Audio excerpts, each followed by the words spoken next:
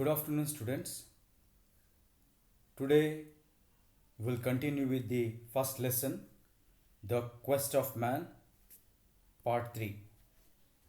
In our last class, we have learned that Nehru traces back the early trail of men from the slouching and jumblings in the jungle, and he also says that our planet is eons of years old, and animals and the plant life existed before man, and they have many tales and stories to narrate.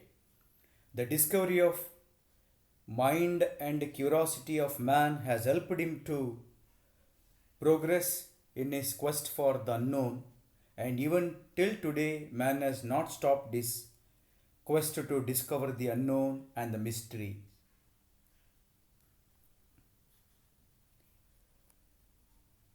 Nehru raises some of the important questions relating to man's journey or the quest. First question he says, is there an end for man's quest? And in the second question, what has been this quest of man? Whether does it end? Civilization has taught us that man has insatiable hunger for power and for discovering the new, and man is very adventurous. Religion, philosophy and science, they have tried to give answer to these questions in their own domains. Religion regarding the meaning of life and regarding the journey of man, it gave its own dogmatic answers based on experience, based on the oral traditions which was passed on to them from their ancestral parents. Whereas the discovery of science, the science as you know, which is based on doubts, experiments, empirical research, and science basically relies on the mind of man. Science also gave answers in a logical and in a very experimental way. But man's thirst and man's desire to know the meaning of life has not stopped him from his quest for the discovery of the unknown. Man has started looking inside and outside to find the answers for his existence. Man started to meditate, man started to do different forms of practices using religion rituals to find satisfaction, happiness, meaning of life. He had many questions relating to his birth, relating to his death, relating to suffering. And this has given birth to umpteen number of philosophers. In their own way, they also explained the meaning of life. The Greek philosopher has rightly said that know thyself. That is, to know the meaning of life, first we have to understand who we are. We have to raise the question to ourselves. We have to introspect and ask ourselves this simple questions to find the answers about our existence and the meaning of life and the universe. The sacred Hindu texts, Upanishads, which is a record of thousands of stories of wisdom, it gives us the information about how man who wanted to know unknown has discovered the wealth of knowledge. A man who strives to get knowledge has to pass through the processes, and that processes will purify him, refine him. He has to pass through a phase of trouble and tribulations, and he will come on to the threshold of knowledge. When we talk about science, Nehru says that science is teaching us newer things, Science has made our lives reasonably comfortable. It has discovered aeroplane, pen, machineries, and the modern equipments, internet.